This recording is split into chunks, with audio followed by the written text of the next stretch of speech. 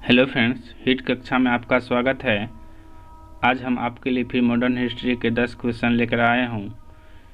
यदि हमारे चैनल पर यह वीडियो आप पहली बार देख रहे हैं तो चैनल को सब्सक्राइब कर लें एंड बेल आइकन को हिट कर लें ताकि मैं जो भी वीडियो अपलोड करूँ आपको नोटिफिकेशन के तौर पर मिल पाए। चलिए आज का हमारा पहला क्वेश्चन शुरू करते हैं। तुहफात उल मोहम्मदीन के रचनाकार हैं। तुहफात उल मोहम्मदीन के रचनाकार जो हैं राजा राममोहन राय हैं। चलिए इसका एक्सप्लेनेशन देख लेते हैं।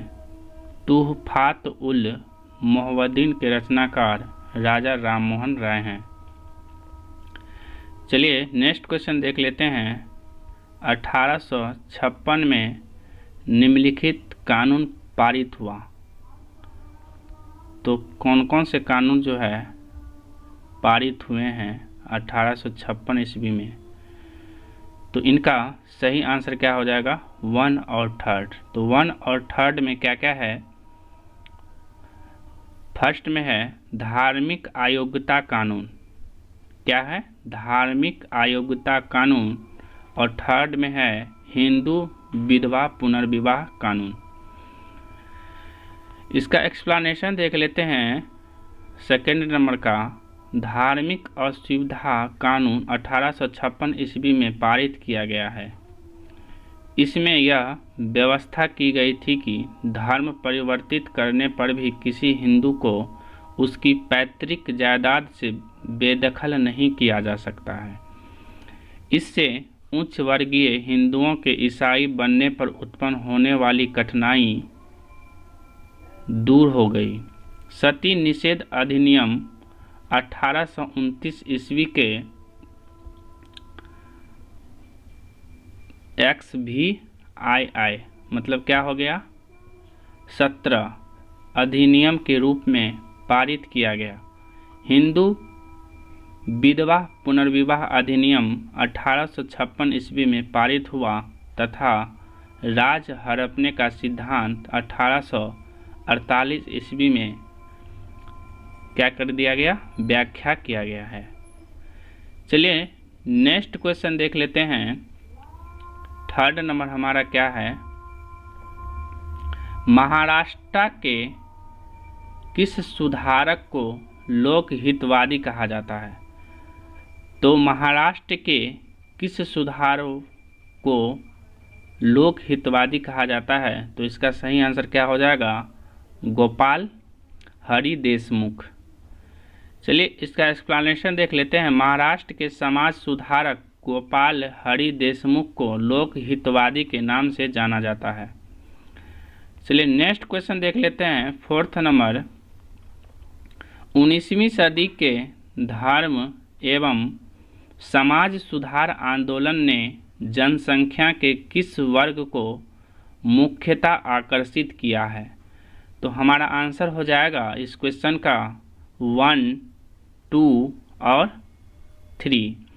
तो 1 में है बुद्धिजीवी, 2 में है नगरीय उच्च जातियाँ और 3 में है निर्धन सर्व साधारण वर्ग। इसका एक्सप्लेनेशन देख लेते हैं। 19वीं सदी के धार्मिक एवं सामाजिक सुधार आंदोलन का भारत के इतिहास में विशेष स्थान रहा। क्या रहा? विशेष स्थान रहा। इसने जहां एक ओर धार्मिक एवं सामाजिक सुधारों का आह्वान किया, वहीं दूसरी ओर इसने भारत के अतीत को उजागर कर भारतीयों के मन में आत्मसम्मान और आत्मगौरव की भावना जागने की कोशिश की। इसने बुद्धिजीवी, नगरीय उच्च जातियाँ एवं निर्धन सर्वसाधारण वर्ग को अपनी ओर आकर्षित किया। चलिए नेक्स्ट क्वेश्चन देख लेते हैं। क्या है? ब्रह्म समाज किस सिद्धांत पर आधारित है? तो हमारा आंसर हो जाएगा एकेश्वरवाद। यानी ब्रह्म समाज जो है एकेश्वरवाद सिद्धांत पर आधारित है। इसका एक्सप्लेनेशन देख लेते हैं। ब्रह्म समाज एकेश्वरवाद सिद्धांत पर आधारित है ब्रह्म समाज भारत की एक सामाजिक धार्मिक आंदोलन है जिसने बंगाल के पुनर्जागरण युग को क्या किया, प्रभावित किया। चलिए 6 नंबर क्वेश्चन देख लेते हैं। देव समाज का संस्थापक निम्न में से कौन था? तो इसका सही आंसर क्या हो जाएगा? शिव नारायण अग्निहोत्री। यानी शिव नारायण जो अग्निहोत्री थे वे देव समाज का क्या थे, संस्थापक थे। इसका एक्सप्लेनेशन देख लेते हैं। देव समाज की स्थापना शिव नारायण अग्निहोत्री ने 1857 ईस्वी में लाहौर में की थी। इस समाज का उद्देश्य पूर्णतः ब्रह्म समाज के समान था। देव समाज का धार्मिक ग्रंथ देव साहित्य और शिक्षाएं देव धर्म थी।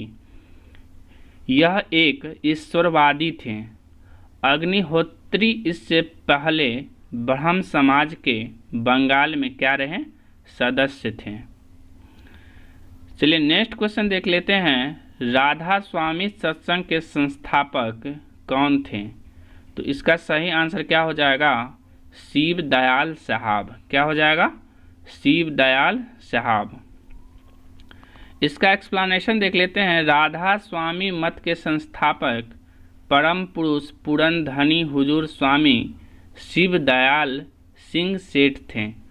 उनका जन्म जो है 24 अगस्त 1818 ईस्वी को यूपी में हुआ। और यूपी में कहाँ? वो भी आगरा स्थित पन्नी गली में हुआ था।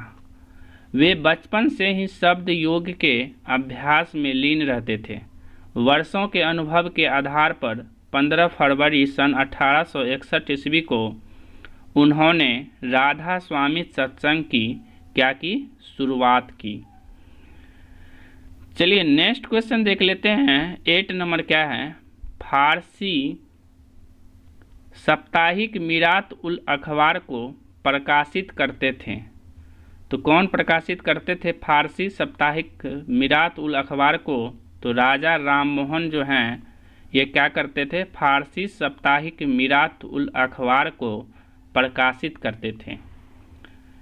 चलिए इसका एक्सप्लेनेशन देख लेते हैं। अप्रैल 1822 ईस्वी में राजा राममोहन राय ने फारसी भाषा में एक साप्ताहिक अखबार मीरात उल अखबार के नाम से शुरू हुआ, जो भारत का क्या हुआ, भारत में पहली फारसी अखबार था। साम्राज्यवादी ब्रिटिश सरकार को राजा राममोहन राय के धार्मिक विचार और इंग्लैंड की आयरलैंड विरोधी नीति की आलोचना पसंद नहीं आई। क्या हुआ? इंग्लैंड की आयरलैंड विरोधी नीति की आलोचना जो है क्या हुई, पसंद उन्हें नहीं आई। चलिए 9 नंबर क्वेश्चन देख लेते हैं। बाल विवाह प्रथा को नियंत्रित करने हेतु 1872 ईस्वी के सिविल मैरिज एक्ट ने लड़कियों के विवाह की न्यूनतम उम्र निर्धारित की है। तो इसका सही आंसर जो हो जाएगा 14 वर्ष।